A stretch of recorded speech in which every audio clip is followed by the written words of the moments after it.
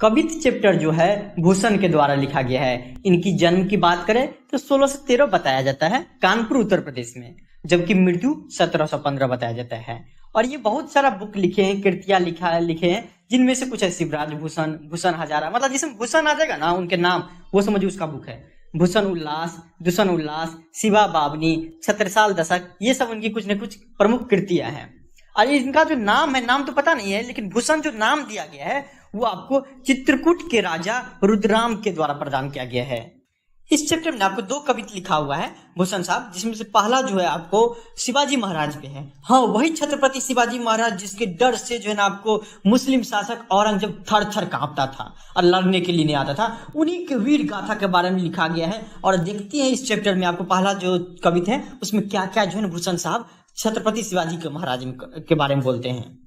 वो कहते हैं कि इंदिरा जिमी जंब पर, वादब सुअब पर, रावण संदब पर रघुकुल राज है।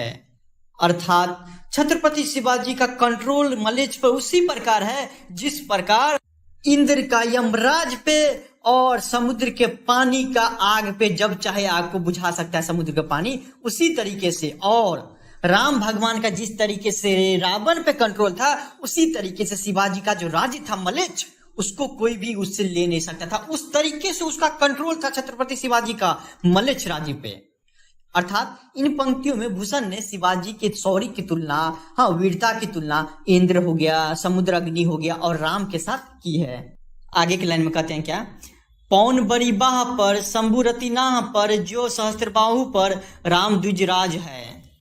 अर्थात शिवाजी का कंट्रोल मलेच्छ राज्य पे उसी प्रकार है जिस तरीके से हवा का कंट्रोल रहता है बादल पे, जब चाहे तब उसको तितिर बितिर कर दे, ठीक ना।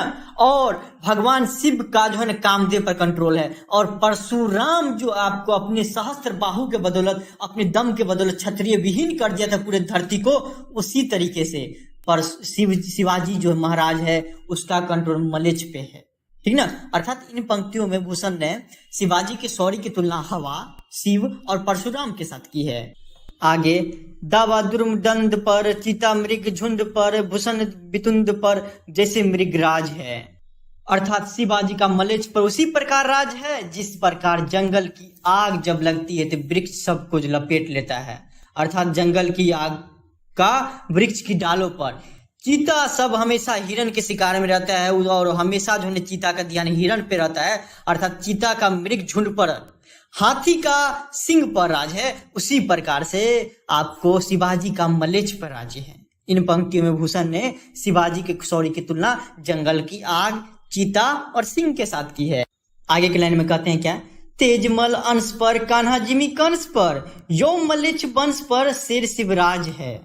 अर्थात शिवाजी का मलेच्छ पर उसी प्रकार कंट्रोल है जिस प्रकार से उजाला सबका अंधेरा में, जब मन जब चाहे उजाला कर दीजिए, अंधेरा खत्म हो जाएगा। हाँ, कृष्ण भगवान का कंस पर जिस तरीके से कंट्रोल था, उसी तरीके से आपको मलेच्छ पर शिवाजी का कंट्रोल है, ठीक ना। अर्थात इन पंक्तियों के माध्यम से जो है ना शिवाजी के शौर्य की तुलना जो है भूषण साहब उजाले और कृष्ण भगवान के साथ किए हैं। दूसरा कवित जो लिखे हुए हैं उसमें आपको राजा छत्रसाल के बारे में लिखे हुए, उनकी वीर गाथा के बारे में बताते हैं कवि, ठीक है ना। ये जो आपके छत्रसाल राजा थे ना, वो आपको मुस्लिम शासक औरंगजेब के साथ ये भी लड़े हुए थे। चलिए देखते हैं कवि जो है आपको इनके बारे में क्या क्या वीर गाथा क्या क्या बताते हैं। वो कहते हैं, निक सत्यम्यान से म्यूखे, परले भानु कैसी, फारे तम तोम से गयंदन के जाल को। अर्थात कवि बताते हैं कि राजा छत्रसाल जब युद्ध भूमि में अपनी तलवार जो है मयान से इस प्रकार चमचमाते हुए निकालती है जैसे कि संकट के समय में सूर्य की भयंकर किरणें निकलती रहती है। जी हाँ, और वो हाथियों के जाल को इस प्रकार तितिर बितिर कर देता है जैसे मानो कि सूर्य की किरणें अंधेरे को 1 मिनट में जैसे खत्म कर देता है, वैसे ही हाथियों के जाल को जो है ना छत्रसाल जो है ना आपको 1 मिनट के अंदर खत्म कर देता है। आगे कहते हैं क्या, लागती लपकी कंठ बैरिन के नागिनी सी, रुद्रही रिझावे दे दे मुंडन की माल को। आगे की लाइन को जो है ना पूरा करते हैं और कहते हैं कि छत्रसाल जो है, महाराज छत्रसाल, उनकी तलवार शत्रुओं के गले में इस तरीके से लिपट जाती है जैसे कि एक जहरीली सांप लिपट जाती है और उससे जो है ना मौत के घाट उतार देती है। उनके लिए मतलब 70 साल के लिए समझिए ना कि कॉमन चीज हो, किसी को भी मौत को घाट पहुंचा देना के लिए, कितना भी बड़ा क्यों ना मौत के घाट पहुंचा देता है वो। और इन सब को देखकर ऐसा लगता है जैसे कि मानो कि वो मृत्यु के देवता जो शिव जी भगवान हैं, उनको खुश करने के लिए सिर्फ और सिर्फ खुश करने के लिए आपको दुश्मन के सिरों की माला उनको अर्पित कर रहे हैं। उनके लिए इतना कॉमन चीज है। आगे के लाइन से और क्लेरिफाई हो जाएगा। लाल छितिपाल छत्रसाल महा बाहुबली, कहाँ लो बखान करो तेरी करवाल को। अर्थात हे वीर, हे बलिष्ठ और विशाल भुजा वाले महाराज छत्रसाल, मैं आपकी तलवार का कहाँ तक बखान करूं। आपकी तलवार अत्यंत प्रलयकारी है जो शत्रुओं के समूह को तुरंत के तुरंत नष्ट कर देती है। मैं आपके बारे में कितना तारीफ करूं, जितना करूं उतना कम है।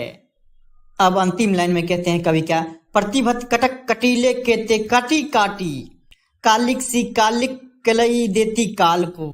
अर्थात वो कहते हैं क्या लास्ट में कि हे राजन, आप ऐसे तलवार चलाते हैं युद्ध भूमि में जैसे कि मानो कि शत्रुओं को काट काट कर पीस पीस बना देते हैं, और ऐसा लगता है जैसे कि काली जो देवती है उनको सुबह सुबह नाश्ता प्रदान कर रहे हैं, दुश्मन का सिर दे रहे हैं, दुश्मन का टांग दे रहे हैं। इस तरीके से आप जो है ना आप कत्लेआम कर दे रहे हैं। अर्थात कहीं ना कहीं उनकी तलवार की जो है ना वीर गाथा बताई हुई है कि जब वो युद्ध भूमि में तलवार चलाते हैं तो उनके सामने कोई भी टिक नहीं पाता है।